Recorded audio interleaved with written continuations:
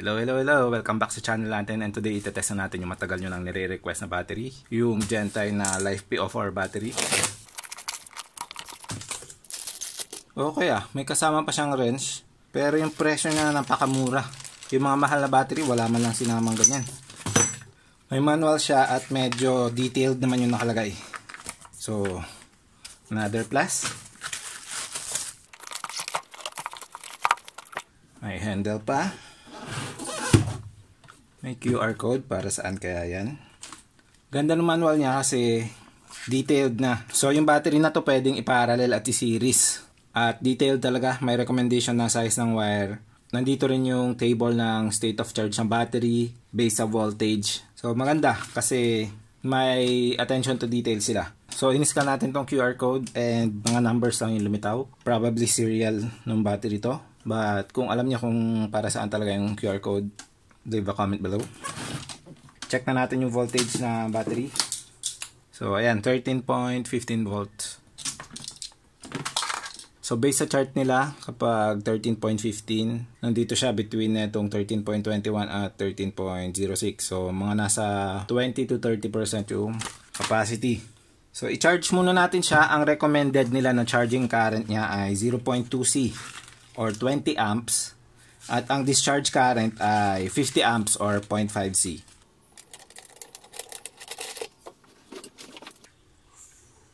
Fuck. Ay nako. Nahila yung USB ng ating tester. Okay lang yan, meron pa tayong isang tester. Since nasira yung charger natin na isa, ito muna gagamitin ko, yung Factor. Pwede siya sa AGM, lead acid at LiFePO4 na battery.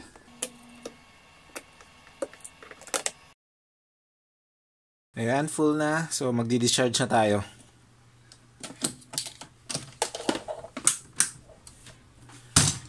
Itong malaking tester ang ating gagamitin. So i-discharge natin at 0.2C or 20 amps. Cut-off volts natin 10 volts. Ayan, so babalik tayo pag tapos na. Tapos na yung discharge natin. At bago natin check yung results ay buksan na muna natin para makita natin yung loob. So sana hindi tayo mahirapan magbukas.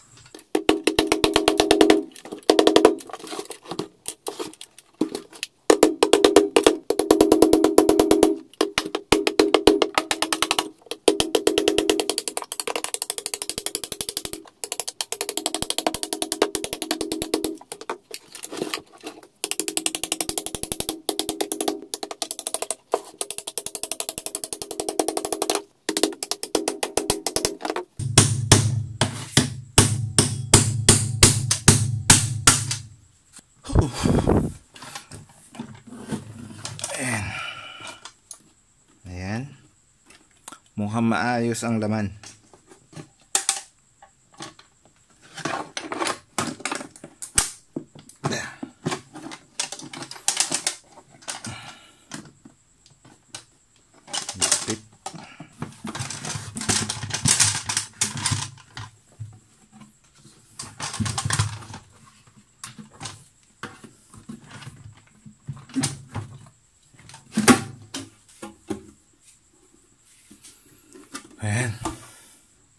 Ayan, makikita nyo na yung cells. Malinis, flat, maganda. So far, sa lahat na nabuksan natin, ito na ang pinakamagandang battery na nakita natin. Zoom tayo sa kung ano yung nakalagay. Baka makita nyo. Picturean ko na lang. So, ito yung QR code niya. So, check natin yung voltages per cell. Ito ang isa, 2.7, 2.7810, pangatlo, 2.78, 2.8. So, mas mataas ang ng konti itong isa. Pero overall, magkakalapit lang yung voltages nila. Check natin yung BMS. Makikita nyo talaga na ang ganda ng build kasi may metal pa na frame siya. Ayan. Solid talaga. So, yung iba bumibili ng battery na 12 volts tapos dinidisassemble nila at ginagawang 24 volts, 48 volts. Ito yung magandang pwede nyong gawin kasi meron siyang metal casing sa loob. At yun nga ulit, nakakatuwa makakita ng flat talaga na mga Life PO4 cells, hindi bloated. Yung BMS, walang label. Ayan. Wala siyang label pero isa siyang malaking BMS, hindi siya yung mukhang mumurahin. Hindi nga lang smart. At wala yung active balancer. Pero possible meron yang may mga resistor doon, passive balancer. Yung wire na ginamit nila, ito ay 6 gauge na wire. Tapos itong black ay 9. Ayan. So makikita nyo na yung attention to detail talaga. Hindi lang basta wire, may cover pa, may metal frame. So kapag nasira, hindi basta-basta pwedeng palitan. Pero kung maganda nga to, hindi naman siguro basta-basta masisira to. So etong cell niya pala nakapaside. Ayan. Yun lang yung laman niya. Pakita ko na sa inyo yung results. Yung nakuha nating capacity ay eto, 107.51 amp hour. So sumobra sa 100 amp hour. May pasobra talaga siya. So next, i-charge natin. Tingnan natin kung aabot ng 14.6 volts at kung anong voltages titigil yung mga cells.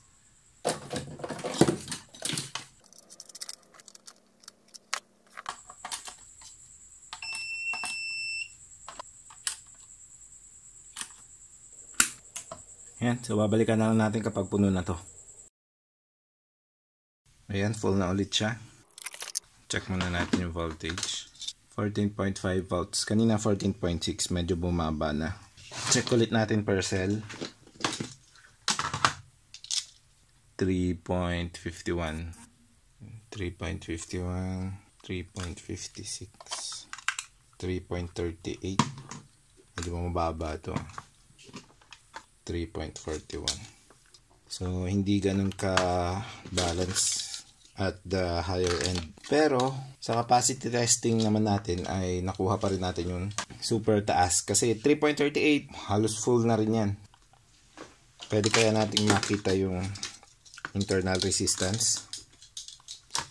0.41, 0.35, 0.38, 0.35. So halos pare-pareho din naman ng internal resistance. Next ay discharge test natin sa inverter. Kabitan natin ito na inverter at lagyan natin na mas mataas na load. Na baka gusto nyong itanong kung anong inverter ang sakto para sa battery na to. Ito pong battery ay may 100 amp hour na capacity. At usually, pag Life PO4, 1C yung max na discharge rate. Recommended ay 0.5C. At usually, pwede kang mag-burst up to 3C. So, ilang segundo lang yun, hindi continuous. Pwede kang mag-continuous ng 1C, which is 100 amps. Ang pagkuha po nung amps from the C, i-multiply nyo lang po sa capacity. So, kung 0.5C multiply sa 100 amp hour, yun ay magiging 50 amps. So, kapag 1C, 1 multiply mo sa 100 amp hour, 100 amps. Ngayon, alam mo na kung ano yung safe na amps na pwede mong hugutin dito, which is 100 amps. Now, para malaman mo kung anong inverter ang sakto dito, kailangan mong malaman kung ilang watts yung kayang hugutin ng inverter, yung maximum niya, based dun sa amps dito. So, i-multiply lang natin yung voltage ng battery, 12.8 volts, times 100 amps, which is 1,280 watts. So, yung inverter mo ay dapat maximum 1,280 watts. Or, ang pinakamalapit dyan ay 1,000 watts. So, 1,000 watts na inverter yung sakto po dito. Kapag magpaparallel ka ng battery, ng mas maraming battery, madodoble yung discharge rate mo. So, kapag nagparallel ka ng dalawa, 200 amps na. So, pwede ka na gumamit ng 2,000 watts. Kapag tatlong pinarallel mo, 3,000 watts na. So, ganun po yun. Mag-a-add yung discharge rate niya kapag nagparallel ka ng battery. Ngayon, etong inverter natin ay 3,000 watts to. So, sobra na para dito. Pero, eto ang gagamitin natin kasi gusto nating itest yung battery. Ang gusto nating malaman ay kung ilang amps bago magdi-disconnect etong BMS. Kasi most likely, 100 amps etong BMS na to. So, yan. Kabit natin yung inverter.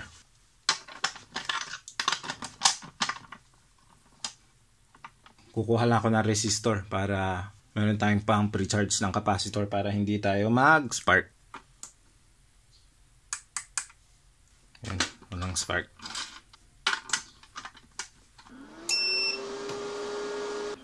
Ayan. Okay, so gagamitin natin siya pang charge ng ating Bluetti AC300. So right now, nag-charge na tayo. Ayan, 57 amps, 58 amps. 600 watts yan. Ayan, 600 watts sa AC300. Tapos tataasan ko ulit, titingnan natin. Ayan, tinaasan natin 1,000 watts. So medyo tumaas na. Hindi na ma-reach. Lipat natin. Ayan, 100 amps. Hindi pa siya nagsha-shutdown. Ito ay yan ay 1,000 watts. Ayan. Taasan pa natin. Tingnan natin kung sosobra na tayo sa 100 amps. Magsha-shutdown na. And makikita nyo yung display, mamamatay siguro yan. Yan, 1,600 watts. 156 amps na. Di pa rin siya namamatay. Minute na ba yung BMS natin? Oh, may init na. 157. Babaan ko. Try lang natin ha. Ayun pa pala. Huwag niyong gagayahin na manipis yung wire na ginamit ko. Ang init na ng wire, oh. Tignan nyo. Ang init. Wala kasi yung makapal ko na wire. So, hindi magandang wire to. Makikita nyo rin yung BMS. Ayan, siya yung mainit. Makikita nyo rin yung BMS. Ayan, mainit siya. Nasa 53 degrees. Yung mga cells natin hindi naman mainit. Hindi siya nag-shutdown ng 100 amps. Umiinit lang siya. Meron temperature sensor dito. Tingnan natin kung ano yung specs. 70. So, ito ay ititigil niya yung BMS kapag umabot sa 70 degrees. Naka-float lang siya dito. Hindi siya nakadikit somewhere. Unless gumalaw kanina. Pero mukhang hindi. So, idikit natin siya sa BMS.